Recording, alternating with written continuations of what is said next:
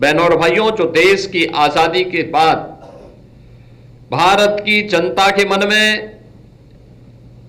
एक आकांक्षा थी कि भारत केवल राजनीतिक रूप से नहीं बल्कि सांस्कृतिक रूप से भी स्वतंत्र हुआ है, इसका एहसास कराने का वह क्षण था। और इसका शंखनाद किया भारत के अखंडता के शिल्पी लौह पुरुष सरदार वल्लभ भाई पटेल ने। उन्होंने जब समुद्र के तट पर सोमनाथ महादेव के मंदिर की पुनर्प्रतिष्ठा के कार्यक्रम के लिए संकल्प लिया था और उस संकल्प के अनुरूप उन्होंने उस कार्यक्रम को आगे बढ़ाने का काम किया। अनेक विघ्न और बाधाएं थी, चुनौतियां थी, लेकिन उन सबको दरकिनार करते हुए वे आगे बढ़े और आज सोमनाथ मंदिर का पुनर्निर्माण, दासत्व से मुक्ति और राष्ट्र की आत्म प्रतिष्ठा का वह एक उद्घोष था। वही स्थिति हम काशी में देखते हैं। काशी में काशी विश्वनाथ धाम के रूप में हम सबको दिव्य और भव्य स्वरूप काशी विश्वनाथ धाम का हम सबको देखने को मिल रहा है। सोमनाथ फिर उसी तेजस्विता के साथ भारत के गौरव का उद्घोष कर रहा है। दुर्भाग्य से आज भी बहुत सारी ऐसी शक्तियां हैं जो भारत के आत्म गौरव के प्रतीक, भारत के स्वाभिमान के प्रतीक,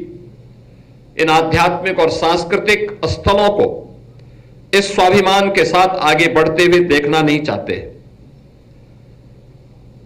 हम लोग इस बात को जानते हैं कि कौन लोग थे जो सोमनाथ महादेव के मंदिर की पुनर्प्रतिष्ठा कार्यक्रम में बाधक थे, और लगता नहीं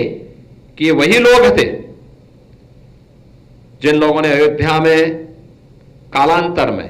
राम मंदिर के निर्माण में और इस समस्या का समाधान न हो, इसमें भी उन्होंने बारंबार उस प्रकार की बाधाएं खड़ी करने का प्रयास किया। वह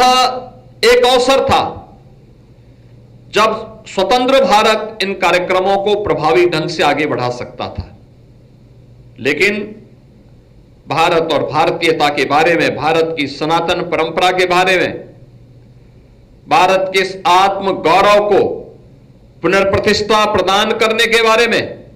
उस प्रकार की सोच का अभाव। और हम सब आभारी हैं कि आज प्रधानमंत्री मोदी जी का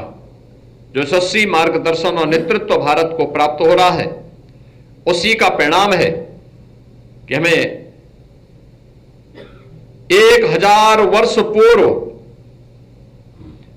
भारत की जिस आत्मा पर कुठाराघात करके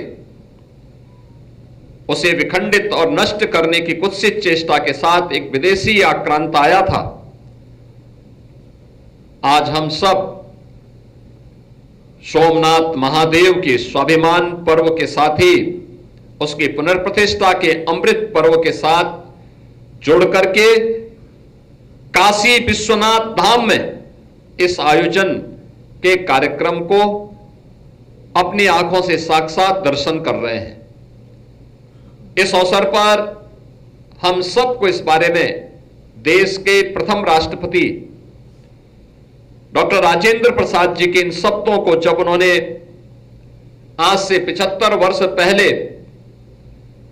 जब सोमनाथ महादेव मंदिर के पुनर्प्राण प्रतिष्ठा समारोह में जाकर के तत्कालीन सरकार के विरोध के बावजूद उन्होंने उस कार्यक्रम का हिस्सा बने थे, उन्होंने जो बातें उस समय कही थी वह अत्यंत प्रासंगिक है। और वह उन्होंने उस समय कहा था कि भौतिक वस्तुओं को कुछ समय के लिए